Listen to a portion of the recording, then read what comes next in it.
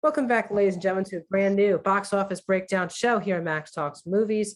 My name is Max If you're new to the channel, I do this box office breakdown show every single Monday where I break down this weekend, the July 22nd through July 24th domestic weekend with the opening of Nope, as well as we're going to break down the 2022 domestic and worldwide charts. So if you're new to the channel, subscribe, ring that bell. I do other movie reviews, TV show reviews, streaming platform reviews, movie rankings in this show every single Monday. So please, please, please subscribe and ring the bell. I have done reviews for four of the top 5 movies of the weekend, which we will get into in a moment. So please, please, please subscribe and ring the bell. Also, please comment down below what movies do you see in the theaters this weekend? What are you going to see this upcoming weekend? We'd love to hear your thoughts on that. And without further ado, please like the video, guys. The thumbs up button really helps support this channel. Let's get into it. So in first place in the opening weekend, not shockingly, is Jordan Peele's Nope. Opens with a $44.3 million opening weekend. This is Peele's second best domestic opening weekend. His second film, Us, is still far and away his biggest domestic opening weekend of all time at $71.3 million. Nope going to $44.3 million and a shockingly only low $31 million opening weekend for his first film, Get Out. But this is still a really good number for Nope. This obviously isn't a great number like Us, but this is a really solid number for Nope.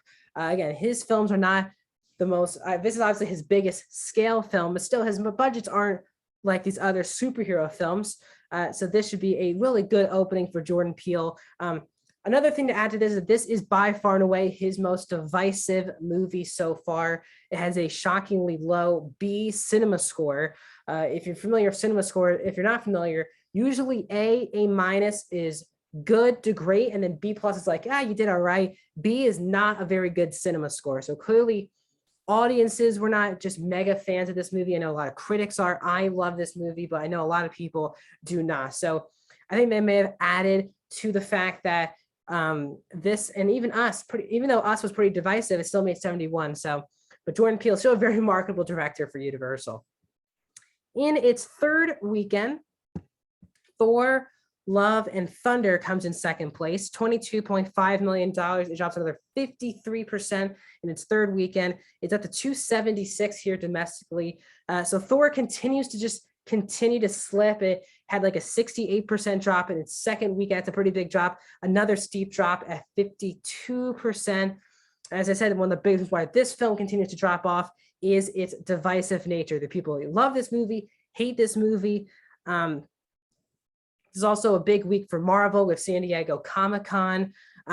So that kind of took all the headlines away, even from going to see Thor in theaters. But still, another 22.5, 276 domestically. So it won't really come close to the numbers for Doctor Strange and Multiverse of Madness. But still another good number for Marvel. But I'm not even sure this will reach Thor Ragnarok, which we'll talk about as well in a little bit. In third place in its fourth weekend is Minions: The Rise of Gru, getting another $18 million, a 33% drop in its fourth weekend. And it's up to $298 million. So by the time I talk to you next week, this film will pass $300 million domestically. Another win for Universal. As I also forgot to say, the distributor, Nope is Universal, Thor, Love and Thunder Disney, and now another Universal film with Minions: The Rise of Gru. We've seen a lot of Universal films in these charts the last month with both Jurassic World Dominion and The Black Phone, and Minions were all in the same top 5 one weekend. And now you're adding Nope to this list. But Minions continues to be one of the best domestically best franchises for Universal. And that's why this big one, 4 has already been made. And people just keep on watching the Minions films, even though this one isn't widely received as a good movie. People continue to go back to the theaters. It's a good, with all the superhero or horror or indie type films, this is a nice crowd pleasing family film, which is why I think the rewatchability is strong. In fourth place this weekend, shockingly again for the second straight weekend, is Where the Crawdads Sing. In its second weekend drops 40% and gets another $10.3 million. Where the Crawdads Sings now has $38.3 million. I think this is a massive win for Sony Pictures, who is the distributor for this movie.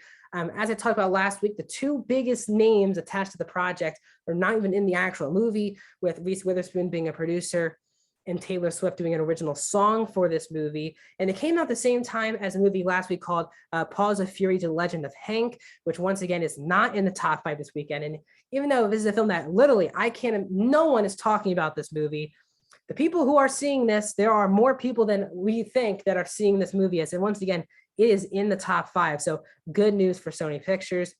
And still in its 9th consecutive week, so not Elvis. Top Gun Maverick is number 5 this week for the 9th straight week. It is in the top 5. It gets another $10 million, only a 17% drop, and it's made now $635 million domestically. Again, the biggest film of Tom Cruise's career, the biggest film of Paramount's career. The wins are across the board. And as I said, they could really push us all the way to Labor Day. It came out Memorial Day weekend, had a nice promotional material for the July 4th weekend, and it can even go all the way up to Labor Day weekend with more promotional material. Everyone continues to see Top Gun Maverick. Even though I showed Elvis there for a second, Elvis was kicked out of the top 5 this weekend due to Top Gun Maverick. So we have the top 5 films that are really good for movies and movie theaters. All 5 films that are in the top 5 this weekend all made at least $10 million. We have not seen that in a really long time. So Nope, Thor, Minions, Where the Crawdads Sing, and Top Gun all getting over 10 million. Elvis was that close, $500,000 away from getting to that million mark, 10 million, but did not get there. So really 6 films over $9.5 million, just a big win for the theatrical exhibition. Top Gun Maverick is still the biggest movie of the year domestically with the, Top Gun Maverick is still the biggest movie domestically with $635 million, which I just mentioned a moment ago.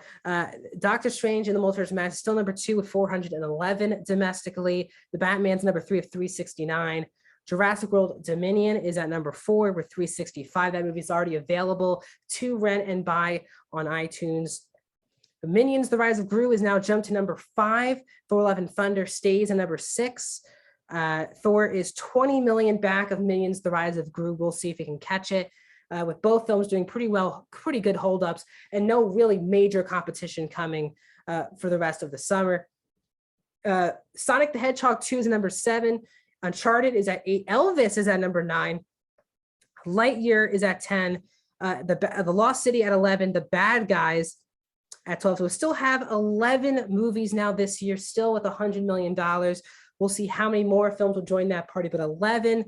The Lost City is out of the top 10 due to both Elvis and Lightyear. Elvis leaping Lightyear this past weekend at the domestic box office, with Elvis having won 17 and Lightyear having Lightyear has won 17 and won 18 for Elvis. So Elvis really just passed Lightyear this weekend at the domestic box office. When you look at the worldwide box office, Top Gun Maverick still the biggest movie of the year, 1.2 billion domestically. Doctor Strange 2 is at number 2 with 954 million. So it needs another 45 million to get to $1 billion, but it will not get there. Jurassic World Dominion is at number 3 with 921. It needs another 79 million. That will not happen with it already be available on streaming. The Batman's number 4 of 768. The big jump this weekend was Minions: The Rise of Gru, jumping into the top 5 at number 5 with 640 million. 640 worldwide. It has more, is 341 internationally. So big numbers again for Minions. Even though it will not get to $1 billion like the previous 2 films, Despicable Me 3 and Minions 1, there's still good numbers.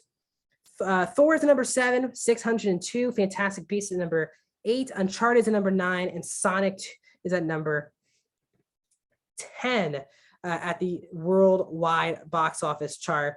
Lightyear's at number 14 on that chart. So as I said, no big time competition really for the rest of the summer. No, it's probably the biggest release. We have really 2 more big weekends, quote unquote, for summer films. So coming out this upcoming weekend is the new DC film, their first film since The Batman, which is DC League of Super Pets, the animated film with The Rock and Kevin Hart. That will be coming out this upcoming weekend. And this is the last weekend of July here at the box office. So next week, we're going to break down the box office of how does Nope hang on, Thor, Minions, all those things, and how does DC League of Super Pets do at the box office. And then we're going to preview the month of August with films like Bullet Train hitting theaters in August, Beast, and 3,000 Years of Longing. We're going to break down all of those next week. So thanks for joining me on this video. More videos are coming down the line, and I'll talk to you guys soon.